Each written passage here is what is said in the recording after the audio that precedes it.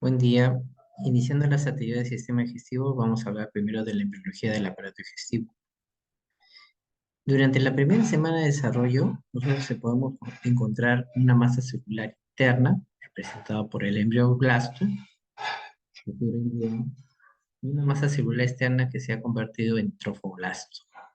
La cavidad en su interior se denomina blastocele. Posteriormente, en la segunda semana, encontramos que el blastocele se ha convertido en saco vitelino primitivo. Y el embrioblasto tiene una doble capa, un disco germinativo bilaminar, que viene a ser el epiblasto y abajo el hipoblasto. Y se forma una nueva cavidad que es la cavidad amniótica. El trofoblasto a su vez se ha transformado alrededor precisamente de este disco germinativo bilaminar y del saco vitelino en un citotrofoblasto y un sitio trofoblasto. Posteriormente, vemos que el saco vitelino primitivo se transforma en un saco vitelino secundario a este nivel y vemos cómo durante el proceso de implantación del estroma uterino ya se están dando todos los fenómenos de las vellosidades coriónicas. Hacia la tercera semana, sobre la superficie del epiblasto se forma un nódulo primitivo y la línea primitiva y se va a dar origen a un proceso de gastrulación, en el cual por un proceso de diferenciación de las células del epiblasto, estas se diferencian, comienzan a navegar para formar precisamente el mesodermo intraembrionario y el endodermo. Del ectodermo, justamente, a partir de eso, de la notocorda, se va a formar precisamente la placa neural, y nosotros vemos cómo esta placa neural ya se está cerrando para formar el tubo neural, y los extremos laterales de esa placa neural van a formar la cresta neural, que luego se va a dividir y se va a colocar a ambos lados de este tubo neural para formar precisamente el ganglio de la raíz dorsal. Pero es a partir de la célula de la cresta neural los cuales van a migrar y se van a dirigir a los ganglios entéricos, precisamente del plexo submucoso de Meissner o del plexo mioentérico o mientérico de Auerbach. Esa migración que se da básicamente a nivel de la quinta y séptima semana. Con respecto al otro componente del el mesodermo intermedio va a tener tres partes: un mesodermo paraxial, un mesodermo intermedio y un mesodermo lateral. Ese mesodermo lateral, y luego sigue por fuera un mesodermo, que es el mesodermo extraembrionario. A partir del mesodermo paraxial, que es este que está a los lados de la notocorda, y que a nivel del cuarto arco branquial o arco faríngeo hasta el sexto arco bronquial, va a formar las dos tercios proximales de la musculatura estriada del esófago. Ahora bien, este endodermo, esta capa endodermal, ¿no? Que se va a formar precisamente el tubo digestivo, está rodeado pues por este mesodermo lateral. Este mesodermo lateral a su vez se va a dividir en dos hojas que vamos a tener, que va a formar la hoja parietal y la hoja visceral, que va a recubrir precisamente a las vísceras, a células epiteliales endodérmicas, ¿no? Y por acá podemos adelantarnos un poquito. El peritoneo, que es una doble capa, va a estar formado entonces por la hoja visceral o hoja visceral del mesodermo lateral, para evitar las confusiones a este nivel. El septum transverso es una estructura que va a derivar del mesodermo visceral, tiene como finalidad permitir el desarrollo de la porción tendinosa del diafragma y de algunos repliegues peritoneales como el ligamento falciforme y el epiplón menor del estómago. El endodermo, como vuelvo a repetir, eh, va a formar básicamente lo que es el tubo digestivo. Este es otro esquema. Por ejemplo, acá vemos el mesodermo de color rojo, el ectodermo de color azul, la placa neural que va a formar el tubo neural y a partir del cual se va a formar precisamente el encéfalo y la médula espinal, la cavidad amniótica y el saco vitelino. Entonces, como consecuencia del plegamiento céfalo-caudal y plegamiento lateral, este endodermo del saco vitelino se va a introducir precisamente al interior del disco germinativo, y si le damos la vuelta va a formar lo que es el intestino primitivo y vamos a tener esta imagen. De tal manera que prácticamente todo el componente epitelial, ¿no?, del tubo digestivo está compuesto por componente endodermal. Y vamos a distinguir el intestino faríngeo, que sale a partir de la membrana bucofaringea hasta el divertículo traqueobronquial, ¿no? Y del divertículo traqueobronquial hasta el extremo caudal de la yema hepática, ¿no?, para conformar lo que se denomina el intestino anterior. Luego sigue el intestino medio y finalmente el intestino posterior, que ya lo vamos a ver acá. Entonces, el intestino primitivo, de acuerdo al que es endodermal, tiene tres o cuatro partes de acuerdo a la literatura que se está leyendo. Faringeo anterior, medio y posterior. Entonces, el ectodermo va a formar el sistema nervioso entérico, precisamente las neuronas del plexo submucoso y de Auerbach. El mesodermo paraxial, el músculo estriado, los dos tercios proximales del esófago, su componente muscular, ¿no? El mesodermo y luego el mesodermo visceral, o mejor dicho, la hoja visceral del mesodermo lateral va a formar el peritoneo, va a formar el mesenterio dorsal que vamos a hablar, va a formar el resto de la musculatura del intestino primitivo, excepto el epitelio, porque el epitelio del intestino primitivo de amarillo es endodermal. Este es un resumen, se los voy a dejar las diapositivas. Y los mesenterios son dobles capas de peritoneo que rodean un órgano, que pueden ser intraperitoneales si lo conectan con la pared del cuerpo, o puede ser retroperitoneales si se descansa sobre la pared posterior de esa futura cavidad abdominal y lo recubre, ¿no? Por ejemplo, este es un esquema, una lámina donde se ve precisamente la médula espinal, el estómago que viene a ser intraperitoneal y los riñones que van a ser retroperitoneales porque van a estar cubiertos por atrás. En la quinta semana se van a formar entonces estos mesenterios. Tenemos un mesenterio ventral, acá este es la víscera, este sería el mesenterio ventral y acá está la médula espinal, este sería el mesenterio dorsal y esta es la cavidad. El dorsal es el que más se desarrolla. Entonces acá tenemos el intestino anterior con el intestino faríngeo, el intestino medio y el intestino posterior. Si el mesenterio, que es un repliegue precisamente, va se adosa al estómago, se llamará mesogastrio. Si adosa al duodeno, se llamará mesoduodeno. Si hace a las asas biliares ciliares, se llamará mesenterio propiamente dicho, simplemente mesenterio. Y si es el colon, se llamará mesocolon. El ventral, ya le había comentado, el septum transversus, que es un componente precisamente mesodermal, que va a originar lo que es el mesenterio ventral hacia la tercio inferior del esófago, el estómago y el duodeno, pero finalmente cuando el hígado crece, se va a formar precisamente el epíplon menor definitivo del estómago que está en la curvatura menor y el ligamento el falciforme que va a estar en la cara anterior del hígado. Entonces, del intestino anterior se va a formar las siguientes estructuras. El intestino faríngeo, básicamente el faringe. ¿Cuáles son las estructuras que se va a formar del intestino anterior? El esófago, el estómago, el duodeno, el hígado, la vesicular y el páncreas. Este es un cuadrito resumen de lo que yo estoy conversando, ¿verdad? De los derivados. El intestino faríngeo, entonces, desde la membrana bucofaríngea hacia el divertículo respiratorio, el resto del intestino anterior, desde el divertículo respiratorio hasta la evacuación del hígado, o sea, la yema hepática. El intestino medio, que viene a representar la porción central, va desde la región caudal, la yema hepática, hasta los dos tercios derechos o proximal, con la unión del tercio izquierdo del colon transverso, y el intestino posterior, del tercio distal del colon transverso hasta la membrana cloacal. Eso es lo que yo les decía. Intestino faríngeo de la membrana bucofaríngea hasta el divertículo respiratorio. Eso sucede en la cuarta semana, que sale de la pared anterior de ese intestino faríngeo, ¿no? ¿Qué cosa? El divertículo respiratorio que progresivamente se va a separar del componente endodermal y vamos a tener aquí la tráquea, los dos bronquios y los pulmones y se va a separar del esófago y este va a quedar como esófago. Ahora, dentro de las anomalías esofágicas puede suceder atresias o puede ver fístulas, que es precisamente lo que nosotros vamos a ver. Vamos a tener una fístula A, por ejemplo, en que hay una comunicación, pero la parte distal del esófago más no de la parte proximal. Una fístula B, que está acá, una atrofia esofágica aislada que en ningún momento se comunica con la tráquea de la cual se originó. La C, que hay comunicación tanto del extremo proximal del esófago como del extremo distal.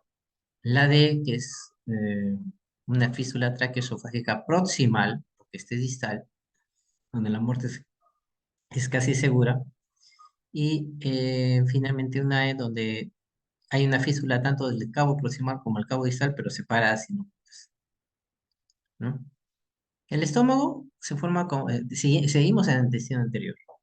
El estómago se forma como una dilatación fusiforme a nivel de la cuarta semana y en las siguientes semanas cambia de aspecto y posición.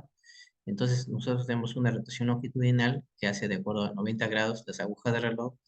Significa que la cara anterior del estómago se dobla hacia la derecha, ¿no? En un giro de 90 grados, y la cara anterior va a ser curvatura menor y la cara posterior va a ser curvatura mayor. Esa es la rotación longitudinal. Y vamos a tener una rotación anteroposterior en la cual la parte caudal sube y la parte craneal desciende. Y adopta esa forma de una J gorda. Con respecto a la rotación longitudinal, recuerda que tiene mesos. Este es el estómago, este es la pared posterior de la cavidad abdominal y este es el mesenterio dorsal y este es el mesenterio ventral. A medida que se va yéndose en rotación longitudinal, esto es una vista desde arriba en 90 grados, donde precisamente se está movilizando hacia la derecha, se va a formar esta cavidad que es la transcavidad de los epiplones. Entonces, la transcavidad de los epiplones se debe a la rotación del estómago, una rotación longitudinal, en los cuales la cara anterior pasa a ser curvatura menor y la cara posterior pasa a ser curvatura mayor, y va a dar pie a este espacio que es la bolsa aumental. Y cuando ocurre la rotación anteroposterior, en la cual este es el estómago, rota hacia arriba, entonces va a desplazar, ¿qué cosa? Va a desplazar, y este es el colon transverso, su epiplo se va a desplazar hacia adelante y va a formar una sola capita, una sola capa para formar el epiplo mayor. Y acá está la transcavidad de los epiplones. La condición más común de alteración del estómago es que no hay una buena permeabilización, puede haber una obstrucción pilórica, y eso se llama una hipertrofia congénita del píloro, que da unos vómitos no biliosos, unos vómitos ácidos, unos vómitos explosivos. El duodeno, ya estamos terminando el intestino anterior. El duodeno, acá está, por ejemplo, el intestino anterior, acá está el estómago, el espeto fusiforme. Por acá se va a formar un brote de una yema hepática. Entonces, ¿qué pasa? Digamos que el duodeno, una parte se forma por la parte terminal del intestino anterior y la otra por la parte cefálica del intestino medio. Cuando el estómago rota, también el duodeno rota y adopta una forma de C, rotación longitudinal estoy hablando. Entonces, recordad que el duodeno tiene tres porciones, su primera porción, segunda porción, tercera porción y cuarta porción. La segunda, la tercera y la cuarta son estructuras básicamente retroperitoneales. Y el bulbo duodenal, la primera porción es intraperitoneal, ¿no? Entonces adquiere una forma C en la cual llegan las vías biliares y está completamente lleno de células en su interior y se recanaliza, o sea, sufre apoptosis en el interior en la quinta y sexta semana, es decir, casi el segundo mes. Así está lleno, un tapón epitelial que luego se forma una apoptosis, una recanalización y la luz es normal. Esto es más de lo mismo. Lo que pasa es que justo cuando hace eso se forman dos yemas pancreáticas, que ahorita no lo voy a hablar, y el hígado se forma a partir de la tercera semana, mitad de la tercera semana se forma la yema hepática, y a medida que se va formando la yema hepática, se va a formar también la vesícula biliar y este conductito de acá que va a formar, que va a ser el colédoco, y la vesícula biliar. El páncreas es formado por dos yemas, una es a partir de la yema hepática, en la cual se va a formar la yema hepática, la vesícula biliar, y a partir de esto se va a formar, ¿qué cosa? La yema pancreática ventral, y hacia atrás se va a formar la yema pancreática dorsal, ¿no? Que está unida con el mesenterio dorsal, está fijada ahí. Entonces, las dos yemas se unen cuando el estómago da rotación longitudinal hacia la derecha en 90 grados. Esto es arrastrado y la yema pancreática ventral y dorsal se juntan para formar precisamente el páncreas. ¿Ya? Entonces, el intestino faríngeo, ahora sí vamos a hablar del intestino medio, este es un periodo de 5 semanas. Recuerda que el intestino medio se hace distal a la yema hepática hasta los dos tercios proximales del colon transverso con la unión del tercio distal del colon transverso. Ese es el lado. Se va a formar. ¿Y qué es lo que se va a observar?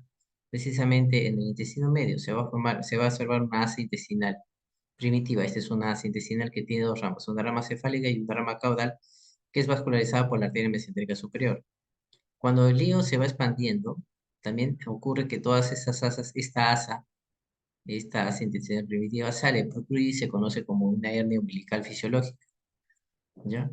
Y que va rotando completamente alrededor, recuerden, de la arteria mesentérica superior. Pero ya en la 10ª semana, esta asa intestinal regresa. Y la que regresa precisamente es la porción proximal de hierro, es la primera que regresa y luego se sitúa a la izquierda. En cambio, el resto se sitúa a la derecha. ¿Cuál? La yema cecal, que precisamente al situarse a la derecha va a formar el colon, el ciego, el colon derecho y el ángulo hepático. Entonces, eso puede observar como una pequeña dilatación cónica de la rama caudal de esta asa intestinal primitiva. Eh, entonces, sencillamente, recuerda, en la semana 10 hay una disminución de la velocidad de crecimiento del hígado hay un aumento del tamaño de la cavidad abdominal, las estructuras regresan en este orden. La parte proximal del yunno es la primera que regresa y se sitúa a la izquierda. Acá está. El yunno se sitúa a la izquierda. ¿Ya? El resto de estructuras que sigan se colocan hacia el lado derecho y la yema cecal va al cuadrante superior derecho del abdomen, debajo del hígado y luego desciende a la fosa ilíaca derecha. Acá está. La yema cecal que finalmente va creciendo el hígado y se va a situar más hacia abajo, al ciego, formando que pues el colon ascendente y el ángulo hepático del colon. ¿Ya? El intestino posterior da origen al tercio distal y colon transverso hasta el canal anal. Entonces, ¿qué va a suceder? Este es mesodermo, ¿no? Se va a formar precisamente dos estructuras hasta la membrana cloacal. El intestino posterior va a formar el conducto anorretal primitivo, ¿no? Esto de acá, ¿ya? Y va a formar, y gracias al tabique uroretal. El tabique uroretal se introduce por acá y acá va a formar el seno urogenital primitivo. Y hacia atrás va a formar precisamente este conducto anorretal primitivo. Luego esto se va a separar de tal manera que el tabique uroretal, entonces va a tener el seno urogenital, va a formar todo lo que es vejiga y uretra. Y por atrás el conducto anorretal primitivo, gracias a que me separé por el tabique uroretal, va a formar lo que es el recto y canal anal, ¿no? Va a haber una abertura a este nivel. Entonces acá más de lo mismo, ¿no? Y bueno, esa es básicamente la parte de la embriología. Entonces, solamente para recordar algo que había mencionado, recuerda que si las células de la cresta neural no migran hacia el recto llano, entonces va a originarse la enfermedad del megacolon congénito, ¿ya? O la enfermedad de Hirsch. Hablemos un poco de la anatomía de la pared abdominal. El abdomen, lo que pasa es que el abdomen es un receptáculo flexible, dinámico, que alberga la mayor parte de los órganos de la cavidad abdominal y pélvica, y sus paredes están compuestos por músculos aponeuróticos, ¿no? Entonces nosotros le dimos en cuadrantes, por ejemplo, acá están los cuadrantes, línea media clavicular, línea subcostal, línea interespinosa, cuadrantes. Entonces acá tenemos hipocondrio derecho, epigastrio, hipocondrio izquierdo, flanco derecho, mesogastrio, flanco izquierdo, fosa inguinal derecha, ¿no? Hipogastrio y fosa inguinal izquierda. Y estos son los componentes que puede tener gracias a estos puntos de referencia de la línea media clavicular, la línea subcostal y la línea interespinosa, las apófisis, o interespinosa, espina izquierda. Acá está, esa es la división que nosotros tenemos del abdomen. Por ejemplo, el músculo oblicuo externo se origina de la 15 a 12 costillas, de las 5 a la 12 costillas, se inserta en la línea alba, que es esta, la línea alba. También se inserta en el tubérculo del pubis y en la mitad anterior de la cresta ilíaca. Está inervado por los nervios toracodorsales de 7 al 11 y su función es comprimir las vísceras abdominales y también producir una rotación del tronco a este nivel.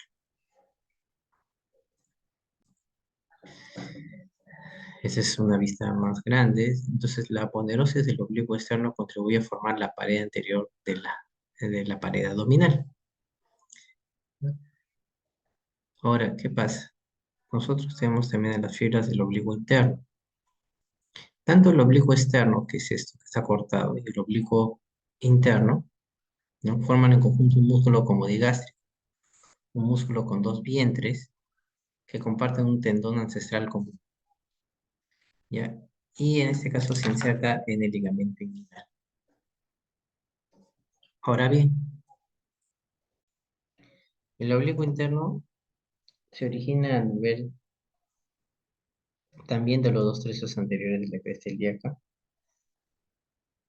Es un tejido conectivo que también se inserta en el ligamento inguinal y se origina y se inserta en los bordes inferiores de las costillas 10 a 12 a nivel de la línea alba y pete en el pubis.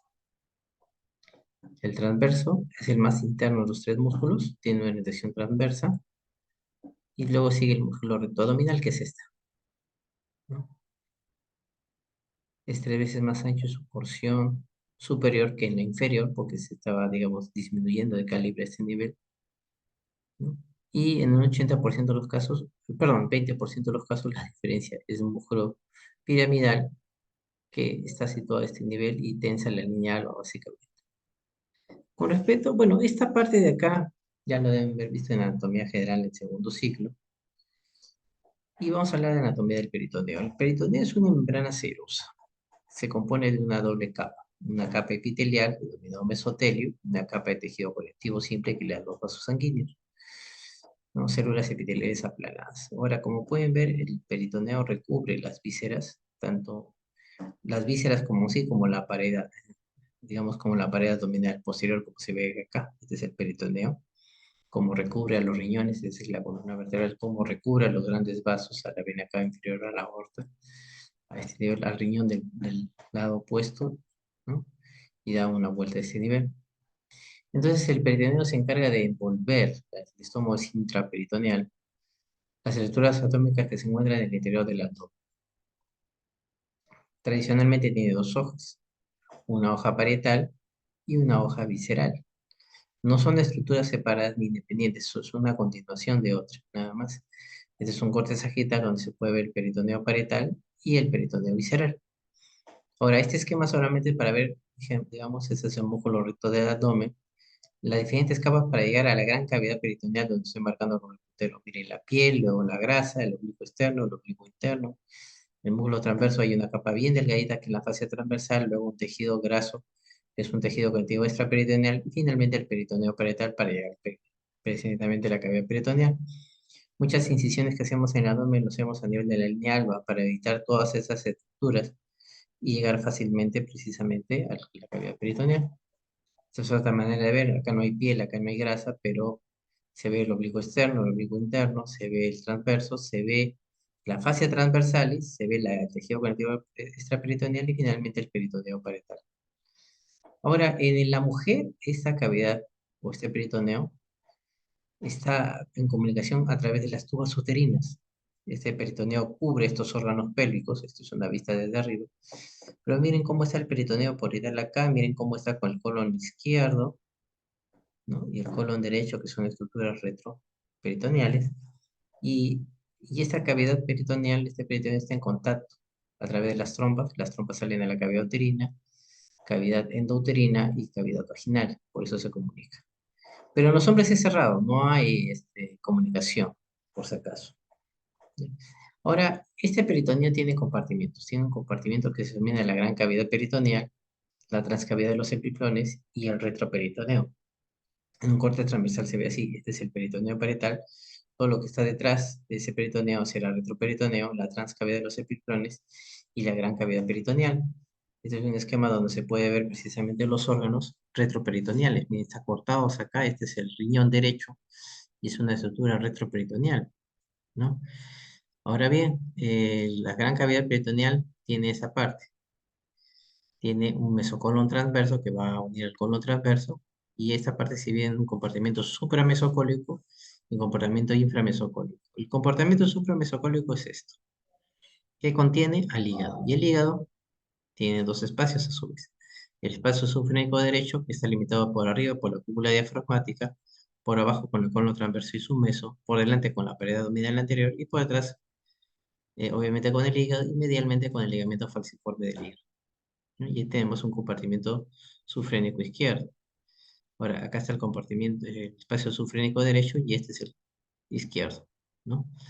Y también vamos a encontrar otro espacio que es la bolsa o espacio infrahepático o también llamada bolsa hepatorrenal, ¿no? Que por delante tiene la cara visible del hígado porque hemos tenido que levantar el hígado para ver esto. Por detrás tiene el riñón derecho, por arriba se continúa con el ligamento coronario y por acá entra, por esto donde está este estilete, el hiato de Winston, que lo vamos a ver más adelante. Ahora, el compartimiento inframesocólico es que acá está la curvatura mayor del estómago, sale el delantal que viene a ser el epíplon mayor, se levanta y este es el cono transverso y este es su meso. Entonces, todo lo que está debajo de esa gran cavidad peritoneal se llama compartimiento inframesocólico. ¿Y qué vamos a encontrar? Vamos a encontrar la raíz del mesenterio, que es este de negro de acá, y lo va a dividir en dos partes, en un espacio mesentérico cólico derecho y este será el mesenterio cólico izquierdo. Y vamos a encontrar dos espacios, el espacio paretocólico derecho y el espacio paretocólico izquierdo. Muy bien. También hay pliegues y fosas menores. Tenemos el pliegue paraduodenal, el pliegue duodenal superior y el pliegue duodenal inferior. Y tenemos la fosa paraduodenal, donde se va a encontrar una fosita duodenal superior y una fosita duodenal inferior y una fosa mesentérico-parietal. El lienio terminal tiene un pliegue ileocecal. eh, Precisamente aquí se va a formar una fosita ileocecal superior y una fosita ileocecal inferior y se va a formar los pliegues cecales. Estos pliegues cecales están acá y están cerca de, si levantamos el ciego, metemos nuestro dedo y esta es la fosita retrocecal. Y también vamos a encontrar en el sigmoides una fosita que es la fosita intersigmoidea. Eso es con respecto a la cavidad abdominal. Acá vamos a encontrar un fondo de saco bésico rectal, vejiga por delante, recto por detrás, las fosas pararrectales alrededor del recto, ¿no? Y las canales laterovesicales, derecho e izquierdo. Acá vamos al fondo vésico rectal, pero en la mujer puede cambiar porque vamos a encontrar el útero y vamos a encontrar que ya no va a haber entre la vejiga y el recto, sino va a ser el útero. Y se va a formar un espacio que es el fondo de saco recto-uterino y obviamente las fosas pararrectales. Y hacia adelante se llamará el fondo de saco vésico, porque vejiga, uterino. Este es el fondo de saco recto-uterino y este es el fondo de saco vésico-uterino. Dentro de los repliegues peritoneales vamos a encontrar los ligamentos. Los ligamentos son estructuras que unen órganos entre sí, pero carecen de estructuras vasculares. Tenemos el ligamento falciforme del hígado, que es esta que ya habíamos dicho que en la etapa embriológica pertenece al septum transverso, ¿no? Acá se puede ver en una vista anterior y este es un corte transversal. Luego vamos a encontrar un ligamento umbilical medio que va precisamente desde el ombligo hacia la base de la vejiga, dos pliegues umbilicales internos, ¿no? Sobre el cual está superpuesto la arteria umbilical obliterada y los ligamentos umbilicales externos sobre los cuales se posan los vasos, en este caso arteria y vena epigástrica inferior, que van precisamente del ombligo, umbilicales que vienen del ombligo hacia, en este caso externo, el inguinal profundo. ¿Ya? Y se forman espacios o cavidades, las fositas inguinales internas, las fositas inguinales medias y las fositas inguinales laterales. Y un triángulo que es el triángulo de Hesselbach. Triángulo de Hesselbach que no contiene ningún músculo a este nivel y está medial a los vasos epigástricos inferiores. Vemos los epíclons, por ejemplo. Estas sí son estructuras que conectan órganos y sí contienen estructuras vasculares a diferencia de los ligamentos.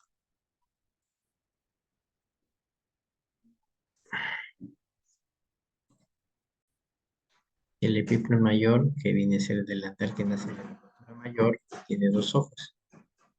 Está una hoja anterior y una hoja posterior, una que va desde digamos, la curvatura mayor del estómago y se inserta en una tenia que viene a ser la tenia posterior superior del colon transverso. Y en ese espacio forma una transcavidad de los epíclones, pero que en verdad está cerrada, ¿no? La transcavidad verdadera sería retroestomacal. El epíclon menor, que tiene el ligamento gastrohepático y el ligamento hepatoduodenal. En realidad el epíclon menor tiene un ligamento que es el ligamento hepatoduodenal que se llama pars pediculada, una pars flácida que es el ligamento gastrohepático y una pars condensa que está cerca de la curvatura, muy cerca de la curvatura menor, donde discurren los vasos gástricos tanto derecho como izquierdo, ¿no? Y ahí está el hiato de Winslow. Entonces, el hiato de Winslow está a ese nivel. Ahora, el pedículo hepático, el ligamento hepatodenal, tiene las siguientes estructuras. El ligamento hepatodenal tiene las siguientes estructuras, ¿no? Lo que conforma el famoso pedículo hepático. Por dentro, la arteria hepática propia. Por fuera, el colédoco. Y en el centro y atrás, la vena porta. Y tenemos el hiato de Winslow que comunica precisamente la gran cavidad peritoneal con la transcavidad, pero por acá se mete e ingresa para formar el vestíbulo mental, que ya veremos más adelante. Y los besos son también repliegues peritoneales, por ejemplo, que está pegado a la pared, ¿no? Y que atraviesa, por ejemplo, acá tenemos un mesenterio que atraviesa el compartimento inframesocólico, este nivel, cuya raíz, esta de acá, mide 15 centímetros de largo, tiene un borde visceral que va acá, ¿no? Mide 5 o 6 metros y contiene vasos mesentéricos superiores y puede llegar precisamente a la raíz, ¿no? A medir 20 centímetros de ancho. La raíz que se define, perdón, puede tener una anchura de 20 centímetros que se define desde la raíz, esta es la raíz, hasta el borde visceral, ¿no? Contiene los vasos mesentéricos superiores. Acá está. Y lo tenemos así, ¿no? Entonces, básicamente, la raíz del mesenterio va desde la unión ángulo duodeno-yuyunal a nivel del E1 hasta la unión ileocecal prácticamente a nivel de la articulación sacroiliaca derecha. Entonces, como se puede ver ahí, esta es la raíz del mesenterio y que tiene doble hoja. Este es un cuerpo transversal y el mesocono transverso que viene a ser este, ¿no? Acá está, levantando el colon transverso. Está formado por dos hojas, un ojo superior que mide la transcavidad de los epiplones y un ojo inferior que mide la gran cavidad peritoneal.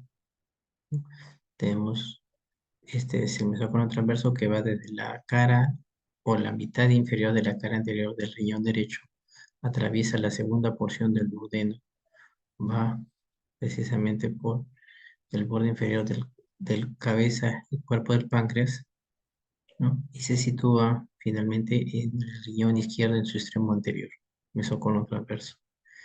Ya le dije que está formado por dos hojas, superior e inferior. Y tenemos el mesoapéndice, y lo vamos a ver en colon, y el mesocolon sigmoides. Este mesocolon sigmoides que está acá, ¿no? Que viene a ser otro y que se inserta a nivel de los grandes vasos justo a la bifurcación de la aorta, ¿no? En ilíacas comunes. Las vísceras son así. Algunos son órganos retroperitoneales como el estómago. Este es, digamos, la pared posterior. Este es el repliegue peritoneal y este es el órgano de rojo. Los órganos retroperitoneales vienen a ser como los riñones, ¿no? Su cara posterior está adosada a la pared del abdomen posterior y el de verde viene a ser el peritoneo. Este es un órgano completamente retroperitoneal. Ya vienen a ser los otros órganos intraperitoneales. Bueno, en realidad debería llamarse intraperitoneales.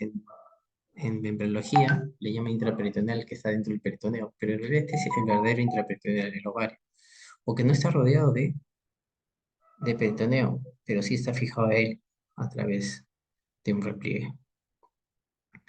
Finalmente, la transcavidad de los epiplones.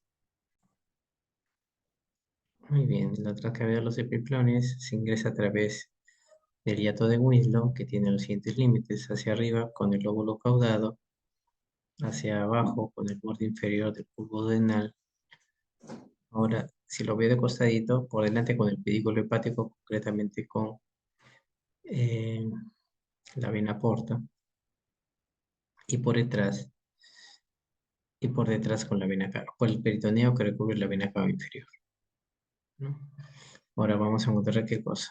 Primero, el hiato de Winslow, adelante la vena porta, por detrás el peritoneo que tapiza la vena cava inferior, y por arriba el lóbulo caudado. Entramos a esta porción que viene a ser el vestíbulo de la fosa augmentar de Duvernay, que hacia adelante está en relación con la porción flácida del epípleo menor y hacia atrás con el peritoneo peritoneal que trapiza precisamente la región celíaca de Lush, que es la vena cava inferior, y acá estaría la aorta, con el tronco celíaco, ¿no? Luego se comunica a través de un orificio, que es el orificio mental de Bosch-Dalet, que hacia arriba está con la arteria, con el peritoneo que hace un repliegue sobre la arteria coronaria izquierda o gastroestomáquica, ¿no? O estomáquica, y, y se comunica con la transcavidad de los epiplones. Y la transcavidad de los epiplones, que es esta, es retroestomacal, o sea, tiene por delante el estómago, por detrás a la porción supramesocólica de la cola del páncreas, por delante el estómago, por detrás a la porción supramesocólica del cuerpo y cola del páncreas, hacia adelante el exceso superior que tiene que ver con el ligamento, con el lóbulo caudado, y hacia abajo con el epiplón, perdón, con el mesocolon transverso. ¿no? Así se ve. Yato de Whitlow, ¿no? Bosch Dalek, receso superior, lóbulo caudado y finalmente con el pip. Muy bien, eso es todo. Muchas gracias.